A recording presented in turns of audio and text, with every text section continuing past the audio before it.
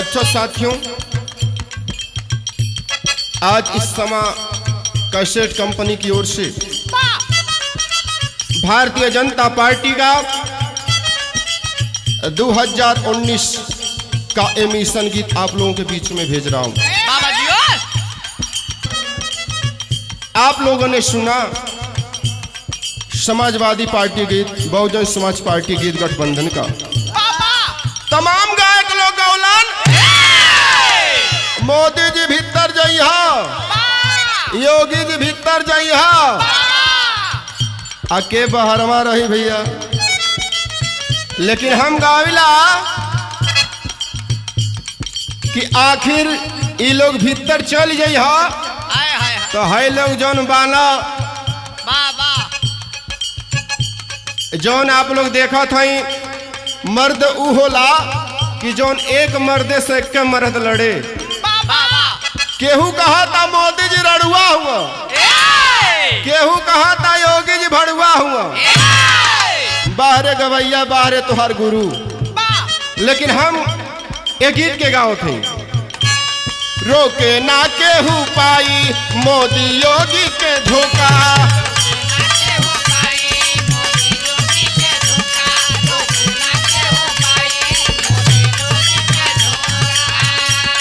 आज मजबूरी बा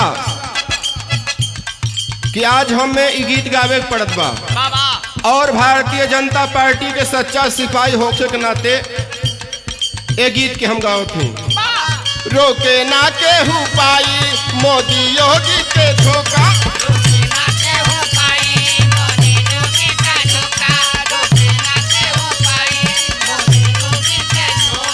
अरे बुआ बबुआ राहुल मुरई के खैहा चोखा।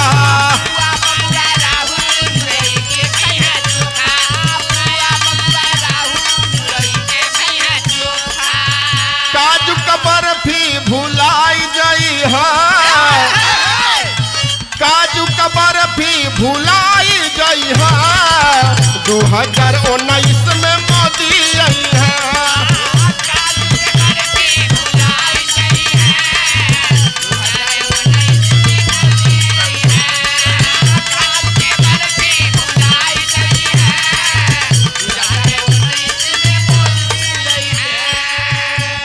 आखिर मोदी जी काहे यहाँ ओकर विशेषता आप लोग जान ले, ओकर कारण जान ले। जितना है लोग मदारी के तरह डफली बजावत हुआ, केहू कहता हम हमारे बुआ है, केहू कहता हमारे बबुआ हुआ, बाहरे बुआ बबुआ के जोड़ी। आखिर मोदी जी काहे यहाँ? मोदी का जैसन ना कैला केहू काम हो, सगरो गरीबवन के बनल मकान हो।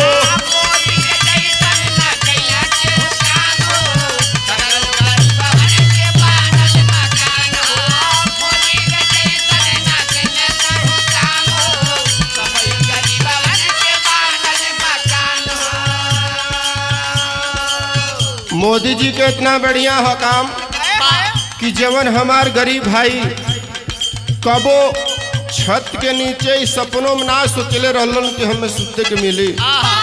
आज मोदी जी ने चाहे किसी भी बिरादरी का हो, आज मोदी जी ने हर गरीब परिवारों को मकान देने का काम किया। और समाजवादी पार्टी के लोग कैल का एम्बुलेंस चला दिया, ठीक हो, 100 नंबर गाड़ी चल गई, ठीक हो। इतने पर ही लोग इतना तूफान मचावत होंगे कि कोनो सीमा ना हो। बिजली गैस कनेक्शन मिलल सबके फ्री भाई, घर घर में शौचालय मोदी दिहला बनवाई।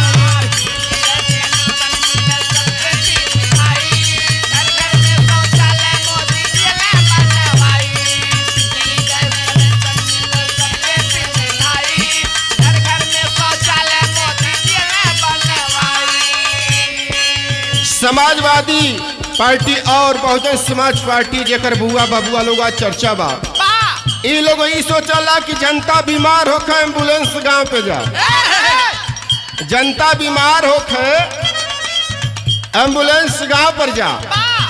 अपने में लोग मार झगड़ा कर, मर्द मेहरा 100 नंबर डायल कर, पुलिस वाले उठा के ले जा, पुलिस वालन का 1000-2000 बने। ये गठबंधन वाले लोग के नीति हो।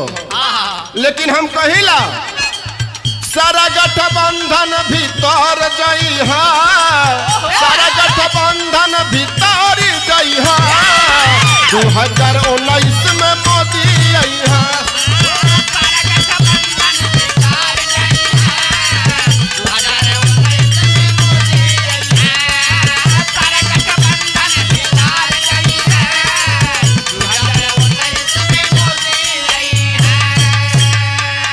मोदी का जैसन ना केहू बड़ा नेता, रोके ना पाई केहू बनिया विजेता।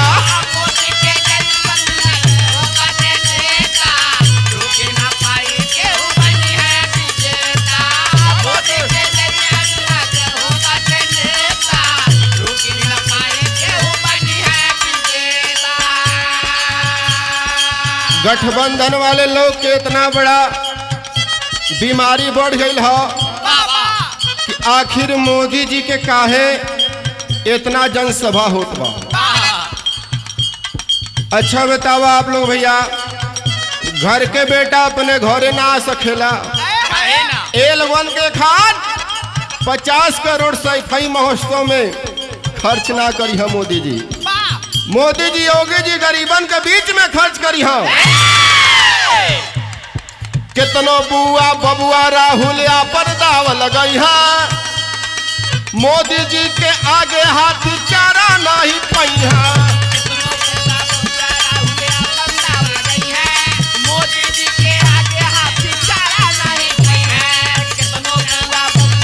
बहुत अच्छे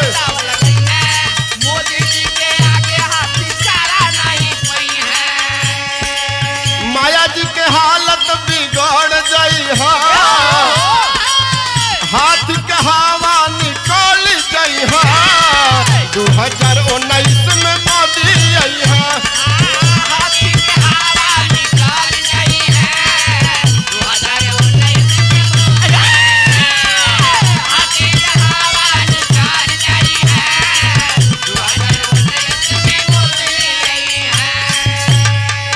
लास्ट कड़ी में कहना है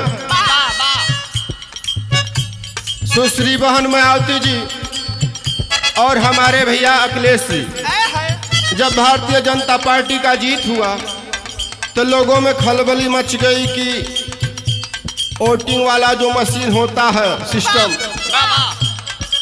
वह खराब हो गया है, भाजपा के लोगों ने खरीद लिया है। लेकिन हम कहते हैं भैया अखिलेश जी और बहन मायावती जी, जब आप लोगों ने पूर्ण बहुमत के साथ जीता, गोरखपुर में फूलपुर में आप लोगों ने जीता था, मशीन नहीं खराब था। लेकिन कहना है लास्ट कड़ी में बहू का मनमोहन के हाल का बताई, सब लोग जाना तानी सुनिए भाई।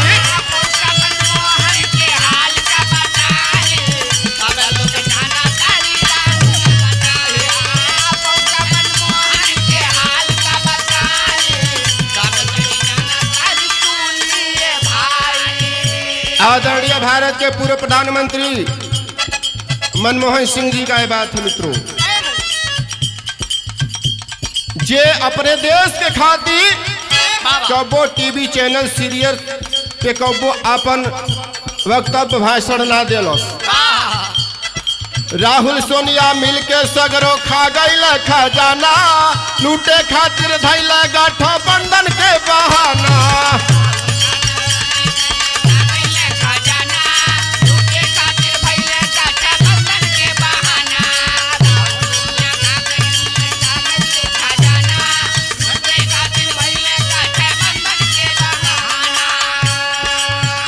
जब ई सारा चोर सब इकट्ठा हो गई, सारा चोर मोदी जी से घबरा गए, कहीं से चोरी करे के ना मिलल, तो सारा लोग मोदी जी के हरावे बदे लोग गठबंधन कैलो।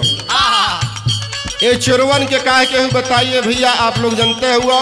लेकिन आप सबसे निवेदन बा कि केहू के बहकावे में आप लोग मत जाइए। आए वाला 2019 में कमल फूल निशान वाले बटन के आप लोग दबाई। श्याम देव बीजेपी के गीत गई अरे श्याम देव बीजेपी के गीत गई 2019 में मोदी आई है।